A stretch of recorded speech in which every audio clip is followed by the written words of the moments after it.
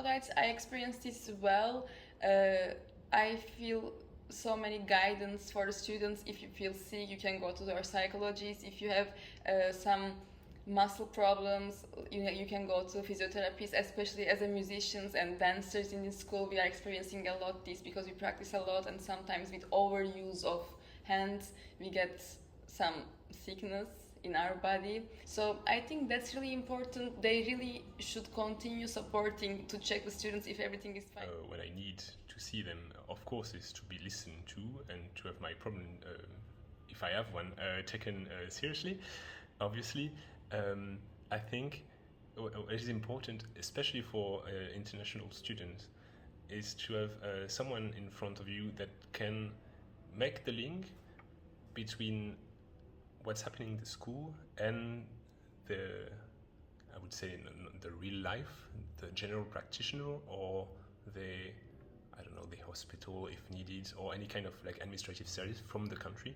Because I would say for international student, most of the time the rules of the country are not very well known, not often, and it can be very scary to, I don't know, go to like a psychologist, a hospital, any kind of administrative service, or any kind of thing like this. And unfortunately, in my experience, it was not that easy. So I had a study coach that was very, very nice person, and also quite knowledgeable and quite inspirational, I would say. When it was in terms of psychological issues and everything, but he didn't know the contact of the psychologist, for example. He didn't know if I wanted to make a change in my curriculum. He didn't know who I should ask. That was a little bit of a problem. So I think that the first step is to, even if you don't have the answer, to be able to redirect the student toward the right the right person. So I have personal examples for both of the universities I've studied at. At the previous university I studied at, I had a health emergency and I needed an extension on a deadline of a paper.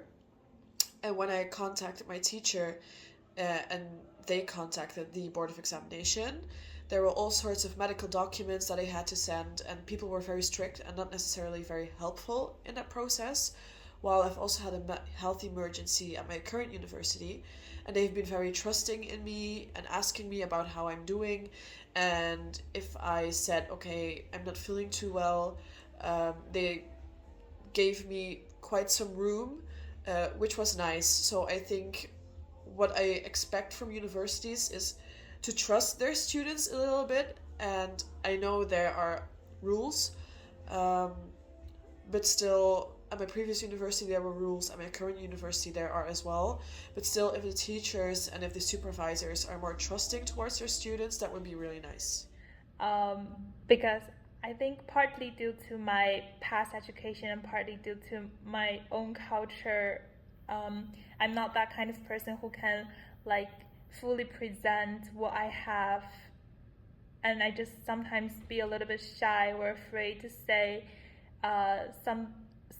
my own thoughts. I mean, I'm just not confident enough to present it to others. But I feel like that's not the case for most foreign students, like students from the European countries or maybe United States. They just sort of very confident about themselves and they like to present, and I feel like it's very helpful for me to also have this kind of strength to know that I have those good stuffs and I can really say something that I want to say. So